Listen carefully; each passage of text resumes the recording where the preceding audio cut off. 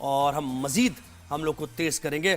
تو یہ صورتحال انسانی المیہ، یہ جینوسائیڈ جو ہو رہا ہے، اس کو کون روکے گا؟ یہ ایک بڑا سوال ہے. ڈونلڈ ٹرمپ نے یہاں تو سیز فائر کرا دی ہے، لیکن غزہ پر وہ نہیں سوچ رہا ہے. نوبل انعام کے لیے مین تو واقعی لوگوں دنیا کی ان کو رسپیکٹ ٹرمپ کو ملتی ہے اگر یہ غزہ اسرائیل کا کانفلکٹ جو ہے ختم کر دیتے. تو سینئر تجزیہ کار منصور جعفر صاحب نے ہمیں جوائن کیا ہے.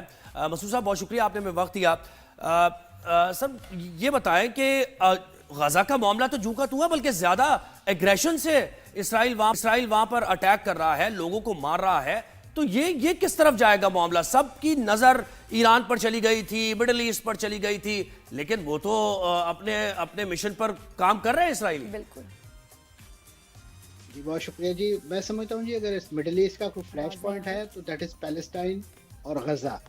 اس کے بغیر، اس ایشو کو ایڈریس کیے بغیر، اس کو سالو کیے بغیر آپ مڈل ایسٹ کے اندر پیس، پراسپیرٹی یا پروگرس کا کبھی بھی کوئی خواب نہیں دیکھ سکتے.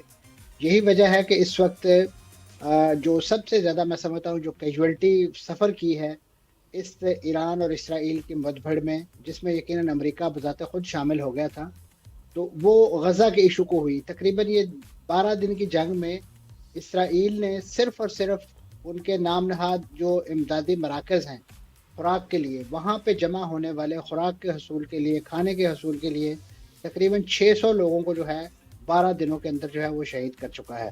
یہ ایک بہت بڑا فگر ہے اور میں سمجھتا ہوں ایک لمحہ فکریہ ہے. اور یہ کوئی کمبٹنٹ نہیں تھے، کوئی لڑنے نہیں گئے تھے. یہ تو بیچارے اپنے جسم اور روح کا رشتہ برقرار رکھنے کے لیے وہ جو مٹھی بھر ان کو کھانا وہاں فراہم کیا جاتا ہے اس کے حصول کے لیے گئے ہوئے تھے. یہ سب لوگ اپنے ہاتھوں میں بالٹیاں اور مختلف برتن لے کر جاتے تھے، لیکن واپسی پہ لوگ ان کو اپنے کندھوں پہ ان کی لاشیں اٹھائے جو ہے وہ جو ایڈ ہے وہ بھی ایک ٹریپ تھا.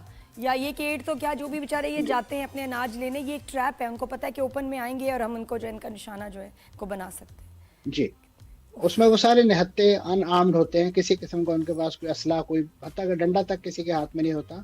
تو یہ بنیادی طور پہ میں سمجھتا ہوں اسرائیل کی ایک جو ظلم اور جارحیت ہے.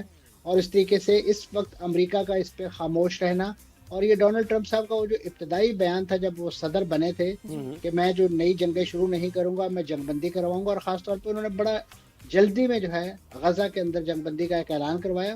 وہ بھی ایک ٹریپ تھا کہ جس کے تحت فوری طور پہ جو مزاحمتی تنظیمیں ہیں انہیں پریشر میں لا کے اپنے کچھ قیدی رہا کروانا تھا.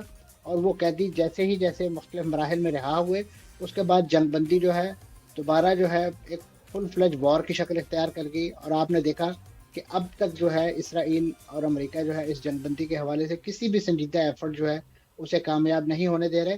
ڈونلڈ ٹرمپ آپ کے علم میں ہے کہ اس وقت ان پہ ایک بڑی obsession شکار ہیں کہ انہیں اس وقت دنیا جو ہے وہ امن کے نوبیل انعام کے لیے جو ہے وہ نامزد کرے.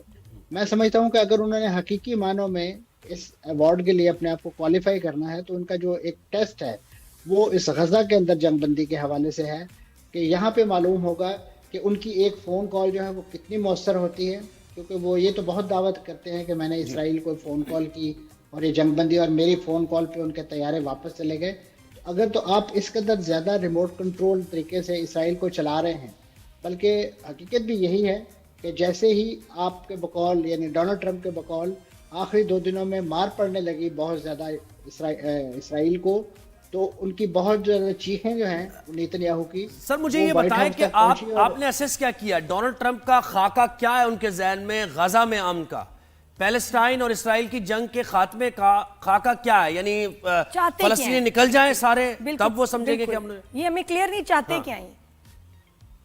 دیکھیں فلسطینیوں کو نکالنے کے لیے تو ڈونلڈ ٹرمپ صاحب نے بڑے بڑے پاپڑ بیلے ہیں، ان کو بڑے روشن مستقبل کا خواب دکھا کے کبھی مصر کی طرف ہجرت پر مجبور کر رہے ہیں، کبھی اردن کی میزبانی میں جانے کا ان کو مشورہ دے رہے ہیں.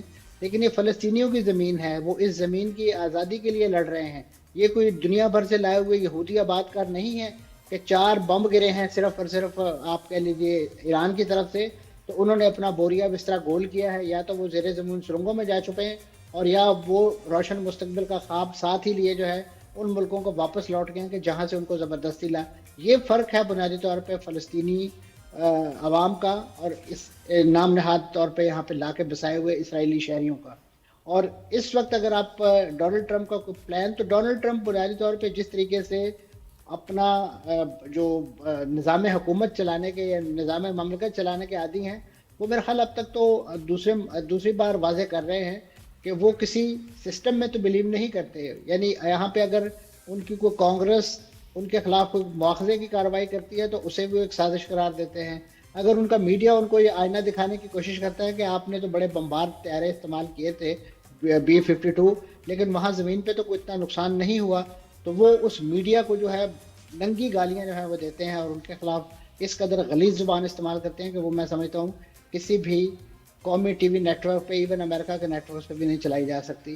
तो ये उनका एक अंदाज़े हुक्मरानी है। एक दिन पहले जो है उनको दुनिया का जो सबसे अच्छा और सबसे साफ शफाफ आदमी जो है वो एलन मस्क लगता है, अगले ही दिन उनको लगता है कि ये दुनिया का सबसे गलीज और बदतरीन आदमी सही है। बात है। तो इस तरह की मुतलव्वन तबीयत के सदर जो हैं, अगर आप उनसे कोई एक एजेंडा डिमांड करें या उनसे एक रोड मैप डिमांड करें, वो तो बेसिकली एक जैसे कहना चाहिए एक थर्ड क्लास जो आड़तिया होता है ना, कि अगर महंगाई हुई है तो माल समेट लो, माल इकट्ठा कर लो, उनका तो ये तरीका वारदात है। नहीं, अब कि जहाँ वो क्रेडिबिलिटी देखते हैं रही थोड़ा- भी नहीं। इनका अपना मीडिया इस वक्त आप सर देखें कि यूएस में कितना एंटी ट्रम्प हो गया है कि ट्रम्प कह रहे हैं अपने मीडिया को, अपने चैनल्स को कि ये तो झूठे हैं, फेक न्यूज दे रहे हैं, फेक मीडिया। आप मतलब एक प्रेसिडेंट अपने मीडिया को कह रहा है, जो कि और फिर इसका मतलब ये कितने स्ट्रांग है। अगर अपने मीडिया को कंट्रोल नहीं कर सकते तो ये एक्चुअली कितने स्ट्रांग है और इनको कितने नॉन सीरियस तरीके से इनके अपने लोग और मीडिया ट्रीट कर रहा है कि भाई ये तो जोक है, अब तो जो कुछ हालत कहते हैं करते अब कुछ तो है। हालत ये है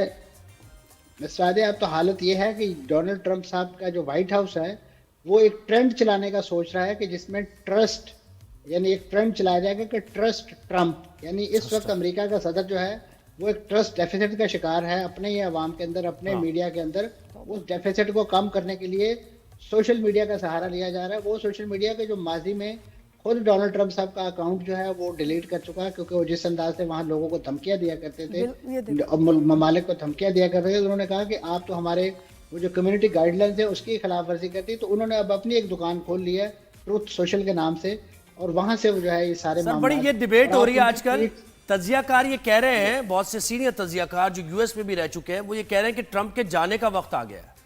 और वो इशू क्या बनाते हैं, वो ये कहते हैं कि ये जो न्यूक्लियर वेपन्स के बारे में दावा कर रहा है ना ट्रंप, और उनका मीडिया इसको डिनाई कर रहा है, तो यही इनकी इंपीचमेंट का बाइस बनेगा और यही अवाम में नैरेटिव ट्रंप के खिलाफ बनेगा कि आपने क्यों फिर इतना बड़ा हमला बिल्कुल, किया। इनका अपना मीडिया बहुत खिलाफ हो गया है और वो परेशान है इस बात से बहुत।